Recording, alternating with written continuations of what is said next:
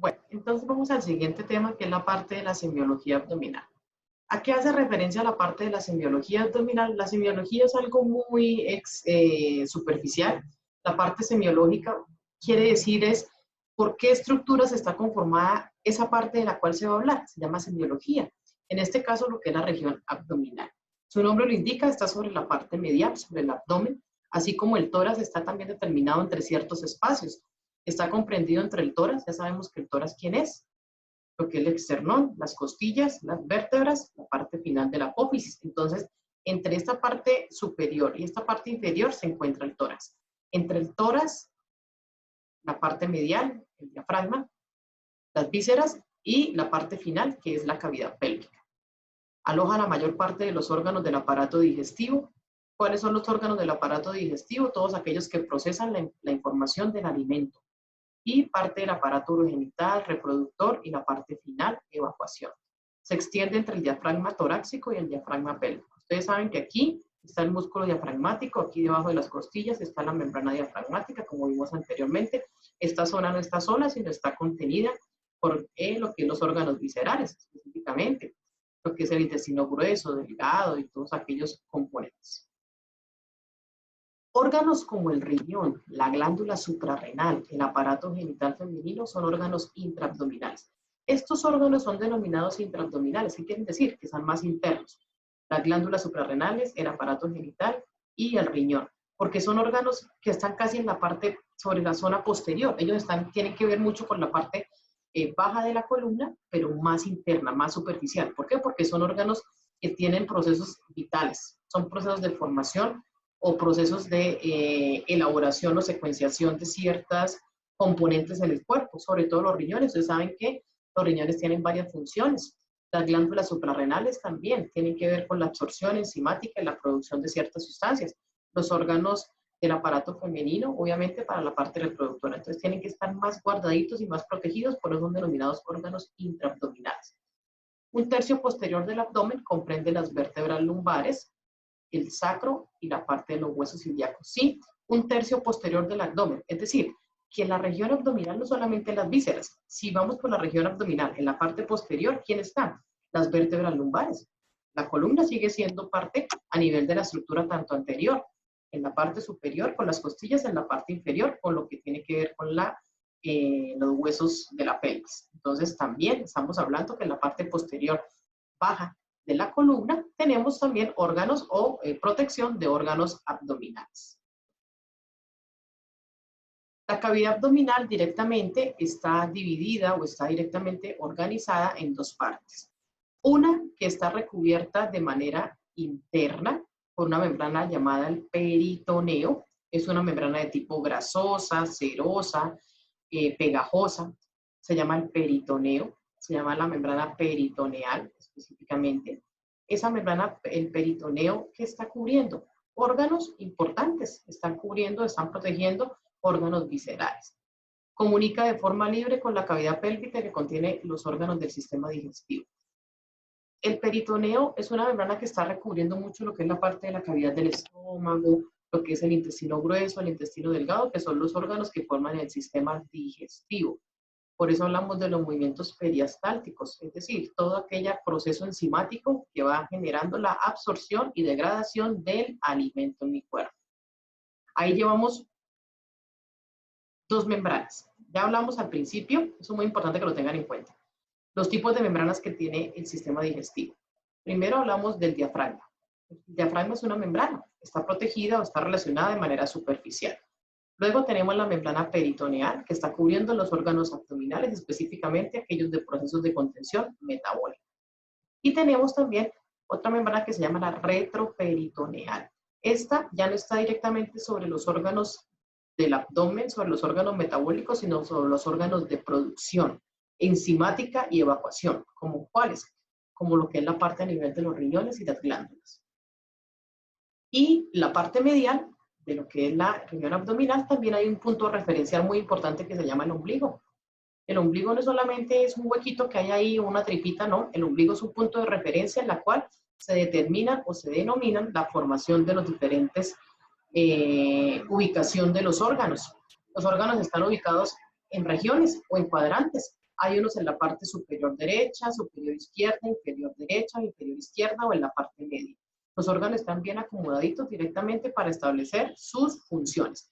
Hay órganos que permiten todo lo que son acciones, por ejemplo, metabólicas, otros órganos que permiten lo que es la parte de producción y evacuación, otros órganos que ayudan con la parte de procesos inflamatorios, de dolores, obstrucciones, entonces cada uno tiene una función característica. Vamos a ver cómo se llaman los órganos y cuál es la función. Ya todos sabemos qué órganos pertenecen en la parte del abdomen.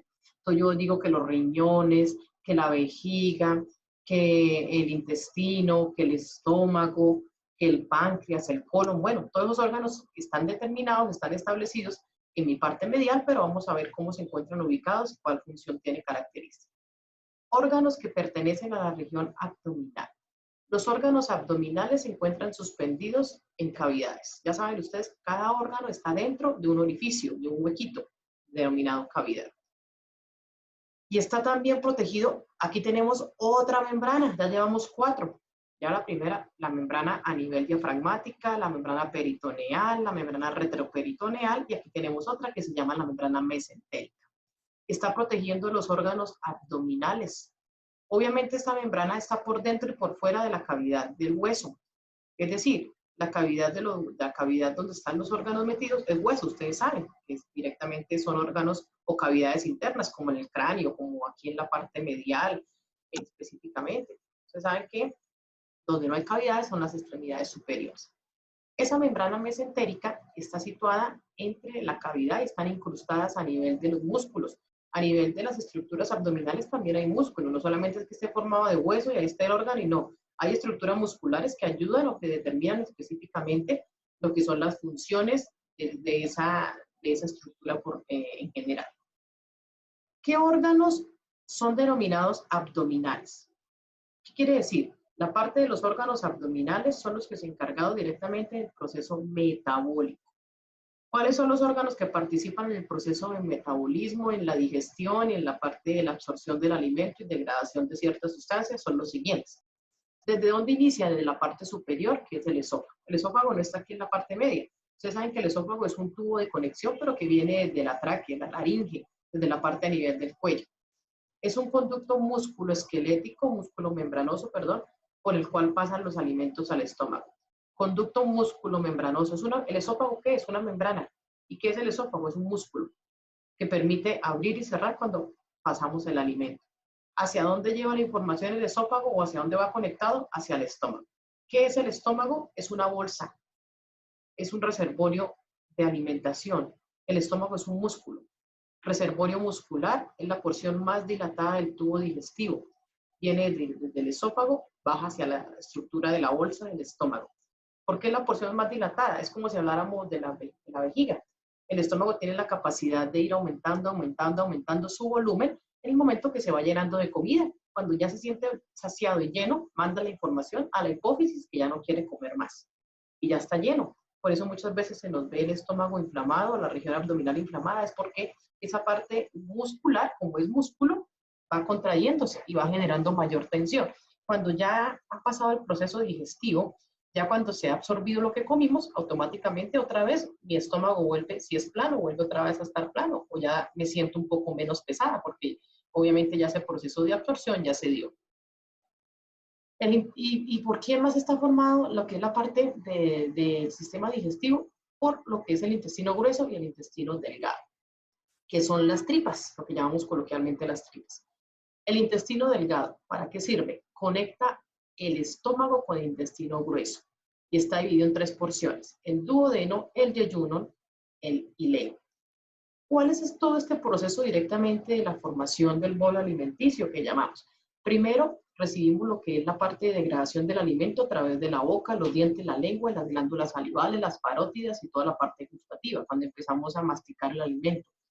Luego ese alimento, ¿por dónde pasa? Por un conducto llamado el esófago, que es una membrana y que va como un colador, va generando todo lo que es la parte de formación del alimento, ya un poquito degradado, pero obviamente hay alimentos que pasan completamente enteros, entonces todavía no se degrada. Pero a nivel de que va pasando por el esófago al estómago, va pasando por una serie de gases. Ustedes saben que a nivel de toda la parte medial, el cuerpo empieza a formar enzimas, y esas enzimas son las que ayudan a degradar, son ácidos. jugos gástricos o pancreáticos que ayudan a degradar el alimento. Luego el alimento llega a este reservorio que se llama el estómago. Muchas veces el alimento en el estómago no se dilata por completo. Hay alimentos que ustedes saben que se demoran, por ejemplo las carnes, las harinas, hay alimentos que podemos comerlas hoy y a los 2 o 3 días están haciendo digestión.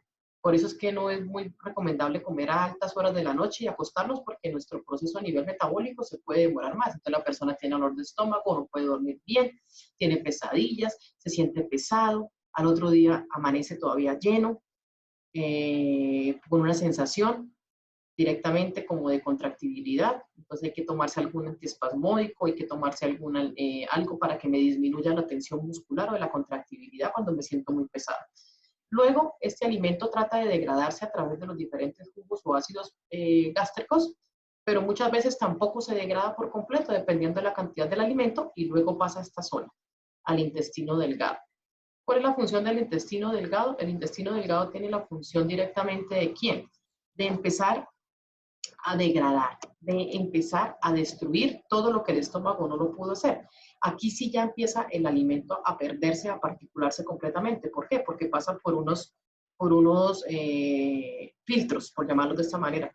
El duodeno, el yeyuno y el ileo. Es las partes del intestino delgado, pero estas porciones o estas partes del intestino están más llenas de procesos enzimáticos, es decir, tienen mayores ácidos y esos ácidos destruyen por completo lo que es el alimento y lo convierten en agua.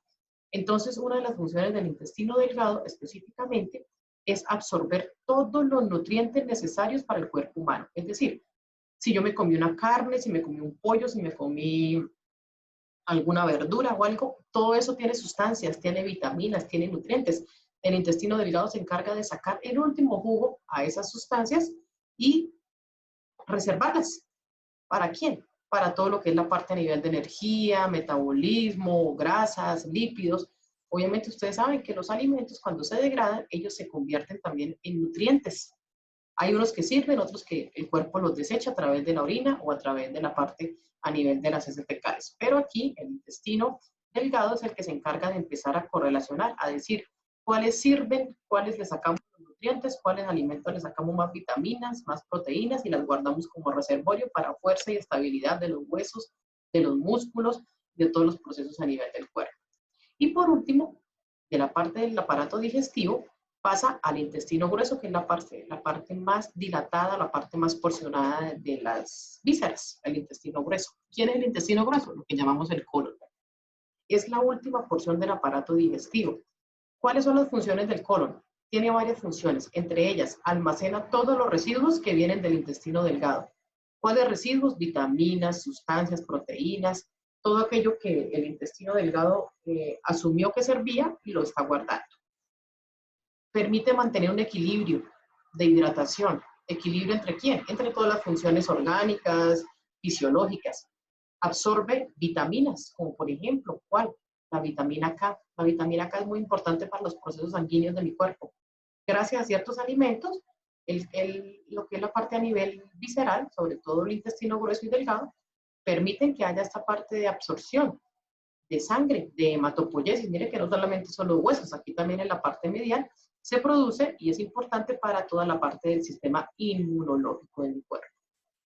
Bueno, lo anterior directamente con relación al aparato digestivo. Vuelvo y repito, el aparato digestivo, los órganos abdominales están denominados directamente por procesos metabólicos, desde donde el esófago, el estómago, intestino grueso, intestino delgado, cada una con sus funciones. Estos ya son órganos de contención y órganos que se encargan en la producción y evacuación de ciertas sustancias. Por ejemplo, el páncreas es un órgano mixto. Ustedes saben que el páncreas es un órgano peritoneal mixto. Tiene doble función. Primero, el páncreas produce enzimas que ayudan a los intestinos a degradar las sustancias y los alimentos, a que eso se convierta completamente en agua y no pase entero. Y otra es la de producir la hormona como la insulina. Ustedes saben que la insulina es importante ¿para quién? Para todo el proceso de regulación del azúcar en mi cuerpo o en la sangre. La vesícula biliar. ¿Para qué me sirve la vesícula? La vesícula es un componente importante también del hígado y produce lo que es la parte de la famosa bilis. ¿Qué es la bilis? Es un líquido que segrega o una sustancia que segrega lo que es la parte para que el hígado se hidrate. El hígado tiene que hidratarse, el hígado tiene también que nutrirse. Eso lo hace a través de la vesícula biliar. Almacena o concentra esta cantidad de bilis que regula. ¿Para qué me sirve la bilis? La bilis sirve mucho para regular lo que son procesos a nivel serosos o grasosos en el cuerpo. La secreción de la bilis es estimulada por la vesícula y obviamente es producida también ¿por quién? Por la ingesta de diferentes alimentos.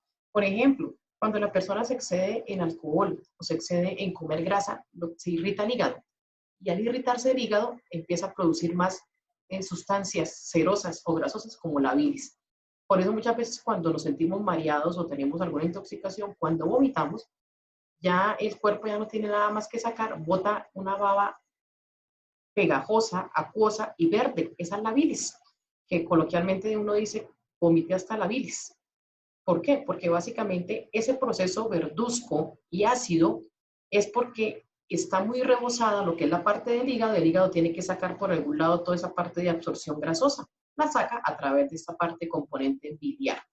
Obviamente es un proceso porque sentimos esa parte de sensación o tenemos esa parte a nivel grasosa y ácida, porque obviamente la bilis hace todo el proceso opuesto al alimento. Ella se regresa por toda la parte del tubo digestivo, el estómago, y trae residuos que pueden haber quedado de procesos enzimáticos. Por eso cuando sentimos esa sensación, cuando vomitamos, sentimos ácido en la boca, porque viene con todos los jugos ácidos o gástricos.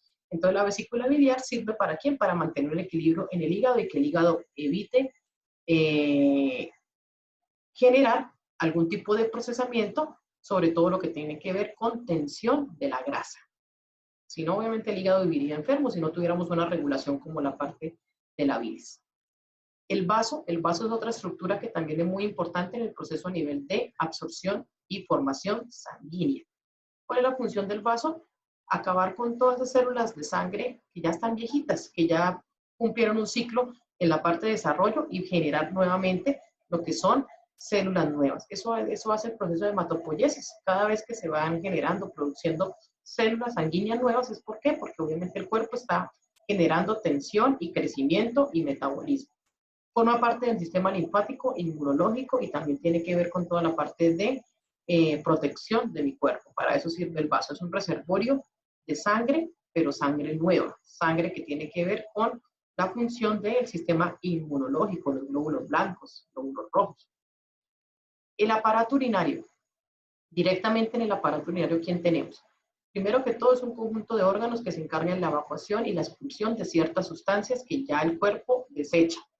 ¿A través de quién? De la orina. Procesos nitrogenados. ¿Quién conforma el aparato urinario?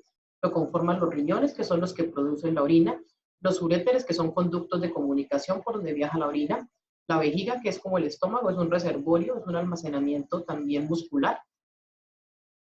Y obviamente estos elementos permiten que haya la evacuación de los diferentes procesos de la orina, que ya saben ustedes que la orina se da es ¿por qué? Porque toda esa sustancia que se absorbe a través del metabolismo, el intestino grueso, el delgado, el colon, obviamente ya cuando le absorban el agua que necesitan, ya quedan son procesos o desechos que no sirven, que obviamente pueden intoxicar el cuerpo, entonces lo botamos a través de la orina o de las heces fecales, vuelvo a repetir.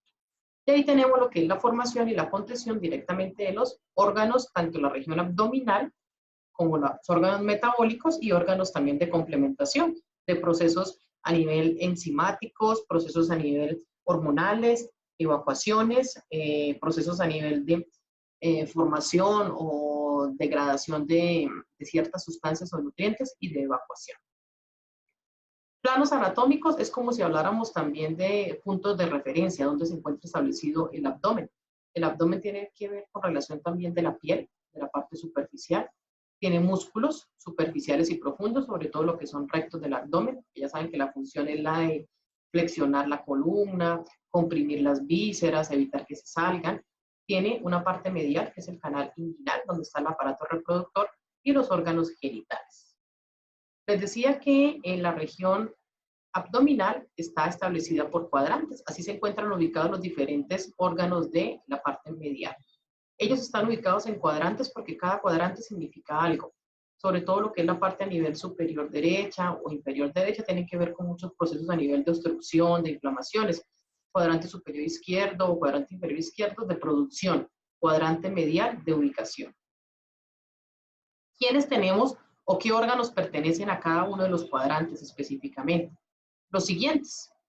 Tenemos en la parte del cuadrante superior derecho, tenemos órganos como el hígado, la vesícula biliar, el duodeno, la cabeza del páncreas y ángulo hepático del colon. ¿Qué tienen en común estos órganos? Que son órganos que permiten procesos inflamatorios. El hígado, la vesícula, el colon, el páncreas. Son órganos que se inflaman y que duelen, que se pueden obstruir directamente por alguna composición de estructuras enzimáticas. A nivel del cuadrante superior izquierdo, la misma zona, pero abajo, ¿a quién tenemos? Tenemos cuadrante superior derecho, cuadrante superior izquierdo, en la misma zona, pero lateral. Estamos hablando de la parte derecha, izquierda, arriba. ¿Quién tenemos en la parte superior izquierda? El estómago, el vaso, obviamente el riñón izquierdo, cuerpo y cola del páncreas y ángulo del colon. Ustedes se dan cuenta que en casi todos los cuadrantes aparece nuevamente esto, el colon, ángulo hepático del colon, ¿sí? Cierta parte a nivel del duodeno, el yeyuno, el ilion. ¿Por qué? Porque obviamente ustedes saben que los órganos viscerales, el intestino grueso y delgado son los más grandes y ellos ubican toda la parte de la región abdominal. Son los órganos que tienen mayor relación de pasar de un lado al otro. Y también hay que tener en cuenta cuando son órganos pares. Por ejemplo, si yo tengo un riñón izquierdo, tengo uno derecho. Si yo tengo un ovario izquierdo, tengo un ovario derecho. Si yo tengo una trompa izquierda, tengo una trompa derecha. Hay que tener en cuenta también que la ubicación de los órganos también va si son pares. Estos órganos del cuadrante superior izquierdo tienen que ver mucho con la producción enzimática, producción de estructuras, sustancias sanguíneas, producción también de lo que es la parte a nivel de nutrientes y evacuación. Vamos ahora a la parte inferior. ¿Quién está en la parte de abajo? Inferior derecha. La otra parte del intestino, que es el ciego. El apéndice, que es la punta final del intestino. El ovario derecho y la trompa derecha. En la parte inferior izquierda, ¿quién tenemos? La estructura del colon sigmoideo, el ovario izquierdo y la trompa izquierda. Más que todo en la parte inferior están los órganos de evacuación y reproducción. Y en la parte superior están los órganos de formación, afecciones y obstrucciones. La parte media también, ¿a quién tenemos? Mire que en la parte media están los órganos también de formación reproductora, la vejiga, el útero, la próstata. Entonces no debemos obviar esa parte, tanto superior, inferior y medial. Y el punto referencial que les dije al principio, el ombligo. El ombligo es un punto referencial para determinar un lado izquierdo, un lado derecho. Del ombligo podemos hacer una línea imaginaria hacia la parte del cuello con la parte del pubis y la parte medial. Entonces dividimos en cuadrantes. Superiores, externol, inferiores, región abdominal. Si hablamos de manera anatómica generalizada, estos espacios, tanto cuadrantes superiores, superior derecho, superior izquierdo, inferior derecho, inferior izquierdo, entonces ¿a quién tenemos? O ¿cómo lo denominamos? Con sus nombres técnicos. Llamamos hipocondrios, epigastrio e hipogastrio. Hipocondrio es la región abdominal superior y lateral, la parte de arriba. El epigastrio, la región del abdomen que se extiende desde el diafragma, la parte final. Y el hipogastrio, región del abdomen que se sitúa por debajo del ombligo. Entonces aquí hablamos cuadrantes derecho-izquierdo, parte media y parte inferior y parte medial. Entonces cualquiera de ellos está relacionado con lo que vimos anteriormente en los cuadrantes donde se ubican cada uno de los órganos. Y así como hablamos del tórax en sus enfermedades, tanto toracopulmonares o afecciones también respiratorias, o obstrucciones a nivel del abdomen, ¿cuál es lo más común que se pueda presentar? Dolores abdominales. Dolores por infecciones, por envenenamientos, por obstrucciones. Entonces, la mayoría de las afecciones en la región abdominal está denominada a través de los diferentes dolores. ¿Qué se hace o cómo se determinan los diferentes dolores? Siguen utilizando las mismas pruebas que vimos en la parte del tórax. Se hace una inspección, una auscultación, una percusión, una palpación, que lo hace el médico para determinar. ¿Qué tipos de dolores se pueden manifestar o se pueden presentar directamente en el abdomen? Hay varios. Los dolores se clasifican según la intensidad o se clasifican según la ubicación. En el abdomen pueden generarse dolores denominados agudos. ¿Qué quiere decir? Es un dolor muy puntual que no pasa muchas veces con ningún tipo de relajante o calmante.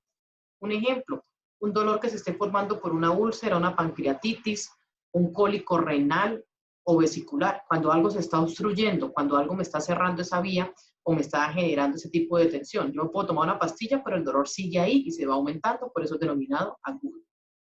Otro se llama dolor tipo sordo o mal localizado. Es aquel que de inicio gradual puede corresponder a un inicio de un proceso inflamatorio, ejemplo, una apendicitis. Muchas veces este dolor empieza suave, suave, suave y luego empieza a aumentarse.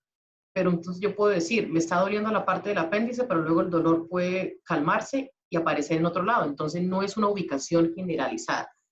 Pues muchas veces hay que hacer un examen para determinar si es apendicitis o no. No se puede con un solo dolor determinar qué tipo de afección es. Dolor tipo cólico es aquel que se puede presentar por una obstrucción o un atrapamiento. Pueden ser cólicos menstruales o cólicos vesiculares o cólicos renales específicamente. Un tipo de contracción espasmódica. Ya saben que las espasmódicas son las que se presentan con dolor.